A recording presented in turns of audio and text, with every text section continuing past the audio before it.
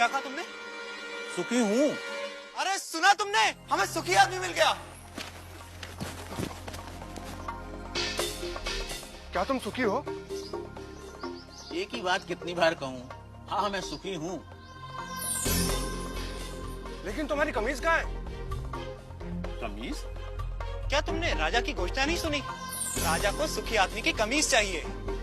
पर मेरे पास तो कमीज नहीं है। क्या तुम्हारे पास कमीज भी नहीं है? फिर तुम सुखी कैसे हुए? मेरा सुख कमीज में नहीं है, मैं ही सुख हूँ। अन्नदाता, वह कह रहा था कि उसका सुख कमीज में नहीं है, वह ही सुख है।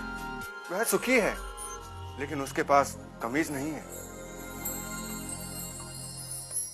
बलभद्र, उसे मेरे पास ले आओ। क्यों? क्या राजा को मेरी और मेरी बैलगाड़ी की सेवा चाहिए? पर उसके पास तो हाथी, घोड़े, रथ। भूरा, राजा को तुम्हारी बैलगाड़ी या तुम्हारी सेवा नहीं चाहिए। राजा तो तुमसे मिलना चाहते हैं। पर मैं राजा से मिलकर क्या करूंगा? शायद वे तुम्हें पुरस्कार देना चाहते हो। पर मैं राजा से पुरस्कार लेकर क्या करूंगा? शायद पुरस्कार के धन से तुम और सुख पा सको, कमीज खरीद सको। दाता, मैं कमीज के बिना भी सुखी हूँ। पर मैंने सुना है कि धन से वस्तुएं मिलती हैं। क्या धन से सुख मिलता है? और जो सुख से भरा हुआ है उसमें और सुख कहां से समाएगा? अगर राजा मुझसे मिलना चाहते हैं तो वो यहाँ आ सकते हैं, मैं उनसे मिल लूंगा। गाड़ीवान ने आने से मना कर दिया अन्नदाता। अन्नदाता को उससे मिलना हो तो हुकुम को ही जाना होगा।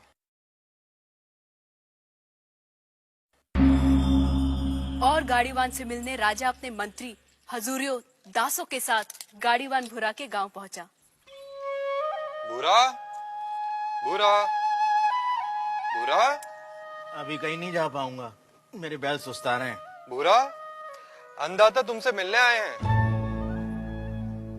भूरा, कहिए।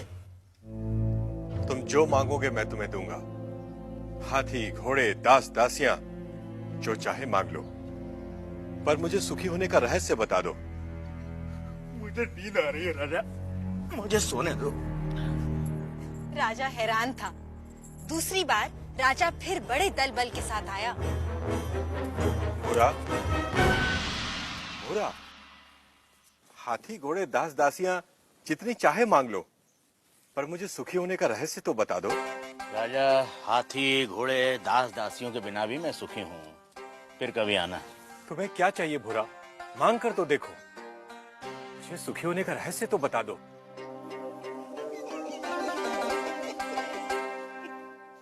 जो स्वयं सुख की खान है उसे लालच देने का काम मूर्ख ही कर सकता है। जा राजा जा, फिर कभी आना।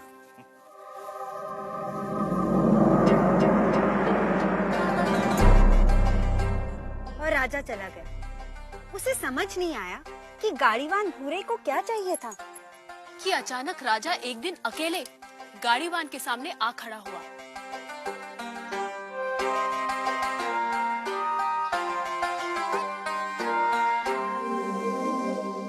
हुकुम। तू फिर आ गया? जब तक आप सुखी होने का रहस्य न बता देंगे मैं तंग करता रहूंगा। मेरी पीठ खुजा सकेगा? हाँ मालिक। ला, खुजा। रहने दे, रहने दे।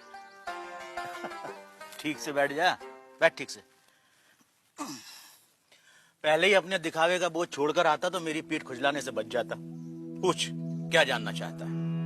यह कैसा रहस्य है कि जिसके पास सैकड़ों कमीजें हैं वह सुखी नहीं है, और जिसके पास कोई कमीज नहीं वह सुखी है? राजे, सुख का कारण कमीज नहीं, आत्मा है। जो यह जान लेता है कि सुख का कारण भीतर है, उसे सुखी होने के लिए बाहरी वस्तुओं की जरूरत नहीं पड़ती। पर मन तो हमेशा सुख के लिए बाहरी वस्तुओं के पीछे भागता रहता है। इसीलिए राजे, जो अपने आनंद स्वरूप आत्मा को जान लेता है वह वस्तुओं के पीछे भागना बंद कर देता है। मैं समझा नहीं। राजे, आनंद आत्मा का स्वरूप है। आत्मा अनंत है, इसलिए आनंद भी अनंत है। आत्मा के स्वरूप के कारण व्यक्ति स्वयं से हर क्षण प्रेम करता है। क्या कभी सोचा है कि व्यक्ति बूढ़ा हो जाता है, बीमार हो जाता है, इंद्रियां साथ छोड़ रही होती हैं, मौत द्वार खटखटा रही होती है, फिर भी आदमी जीना चाहता है? क्यों? क्योंकि हर व्यक्ति स्वयं से हर क्षण हर समय प्रेम करता है। यदि दुख स्वयं का स्वरूप होता तो क्या मनुष्य कभी स्वयं से इतना प्रेम करता? कभी तुमने सोचा है कि कभी कभी आत्महत्या का विचार क्यों आता है?